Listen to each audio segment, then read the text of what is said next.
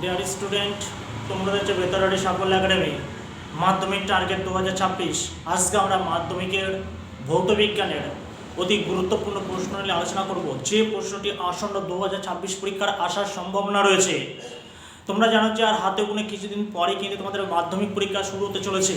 এই শেষ মুহূর্তে আমরা ভৌত বিজ্ঞানের কিছু প্রশ্ন নিয়ে চলে এসেছি, যে প্রশ্নগুলো আসন্ন 2026 পরীক্ষা অতি গুরুত্বপূর্ণ।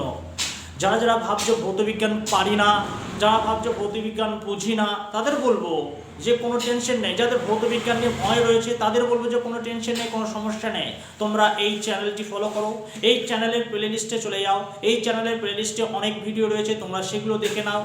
এই ভিডিওর যে লিঙ্কটি, এই লিঙ্কটি বেশি বেশি তোমাদের বন্ধু বান্ধবদের মধ্যে শেয়ার করে দিও। চলো এরপর আমরা মূল টপিকে আসছি। চলো দেখো কি বলছে, অ্যাভোগাড্রোর সূত্রটি বিবৃত করো। অ্যাভোগাড্রো দেখো কি বলছে, স্থির তাপমাত্রা ও চাপে সম আয়তন বিশিষ্ট সকল গ্যাসের সমান সংখ্যক অণু থাকে। এর অর্থ হলো একই চাপ ও তাপমাত্রায় বিভিন্ন গ্যাসের আয়তন তাদের মধ্যে থাকা অণুর সংখ্যার সমানুপাতে। তাহলে এইটা ভালো করে পড়বে প্রশ্নটি, এটি 2 বা 3 নম্বরের জন্য মোস্ট ইম্পর্টেন্ট। তারপর দেখো কি বলছে, তাপ পরিবাহিতা কাকে বলে, ওর একক কি। ভেরি ইম্পর্টেন্ট প্রশ্ন, এটা খুব ভালো করে পড়বে, মোস্ট ইম্পর্টেন্ট প্রশ্ন। তাপ পরিবাহিতা কি বলছে দেখো, তাপ পরিবাহিতা হলো কোন পদার্থের তাপ পরিবহনের ক্ষমতা, অর্থাৎ পদার্থের কতটা সহজ তাপ পরিবহন করতে পারে।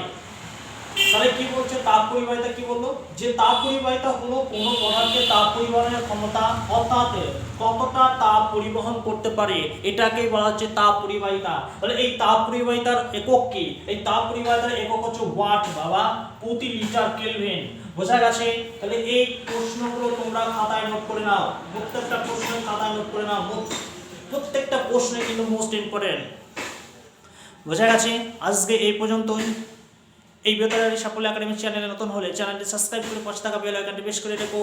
আর ভিডিওটি বেশি বেশি তোমাদের বন্ধু বান্ধবদের মধ্যে শেয়ার করে দিও। আর ভিডিওটি ভালো লাগলে অবশ্যই একটি লাইক করো।